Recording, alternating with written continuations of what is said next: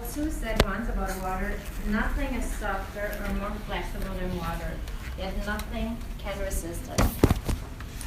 Fellow Toastmasters, honored guests, today I want to share with you my personal experiences I made through life with water when I was a child, a teenager, and a young adult.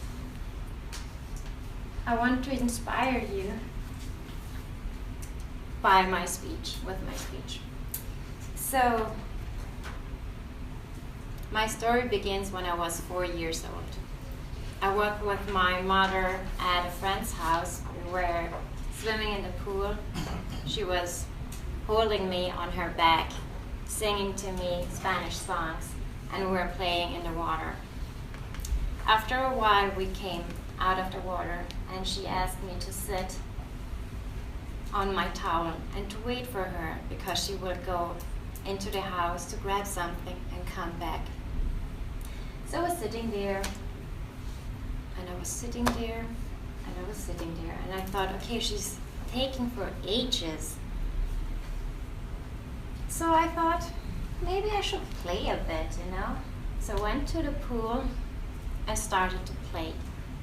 So I went down the stairs and up the stairs, and down the stairs again, and up again. And then it happened. I slipped, and I fell into the deep water. I couldn't swim at that time. I wanted to scream, but when I opened my mouth, I swallowed so much water that I couldn't scream. I wanted to move, but I couldn't move. And so I looked up, and I could see the surface over my head moving away from me. And I felt my body sinking. And then, suddenly, I felt a hand on my arm that pulled me out of the water. And that's at that moment when my fear of water started. 12 years later, I was 16 years old. I was with my class in Malta. We were at the beach. All the kids were in the water, and we were chatting and talking to each other. And there was a boy I had a crush on. So we started to play, and I threw some water on him and swam away. And he grabbed my leg and pulled me back. So my face went underwater, and I started panicking. I felt again powerless, like I felt 12 years before. It was awful. I had the feeling the water was swallowing my entire body. Gladly, at that moment, the water wasn't deep, so I could stand up, went outside the water. Back in Vienna, I realized I couldn't live like that anymore. I wanted to do something against it. So I joined a swim club. And it was a nightmare. I had to do exhausting exercises where I swallowed almost all the time water.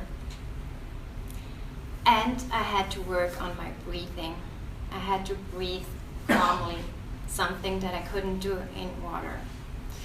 I went there for 6 months, 3 times a week. And at the end, I was the strongest swimmer of my class. I was really proud of me. I was proud that I confronted my fear of water. Later, a couple years later, I was in my early 20s. I had a huge belly. I was pregnant of my son. I was at the hospital because he was overdue, so they had to induce him. I got the drugs in the evening at 9 p.m. And 2 hours later, nothing was happening. I was there waiting for this baby to come, but nothing happened. So I went to the nurse and told her, sorry, but the drugs aren't working. And she told me that they take a bit longer, you know, and that I should climb some stairs if I wanted to speed up the process. So that's what I did. And an hour later, I felt the first contraction. And I was super excited and super happy that I could finally see this baby, that I would see his face, how he looked like. 2 hours later, I was so upset and so nervous, and it was so painful. These contractions were coming like every couple of minutes, and I couldn't stand that pain anymore. I was so desperate. I wanted just to get it over with. I didn't know what to do anymore. And that's when the midwife took me by my hand to the labor room, told me to take off my clothes and to sit in the warm bathtub. And that's what I did. And at that moment, my muscles relaxed. I felt very warm and cozy. It was so nice to feel this water around me. And that's also where my son was born, in a smoothly and gentle way. And it was amazing. The hot water had given me comfort and security. And that's when I realized the water wasn't a problem. The problem was that I had made a very bad experience as a kid with water, but it didn't mean that water was per se bad. That's why I want you to think of something you're afraid of,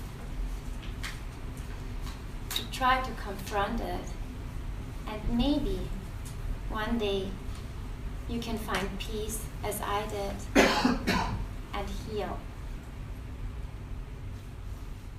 Thank you.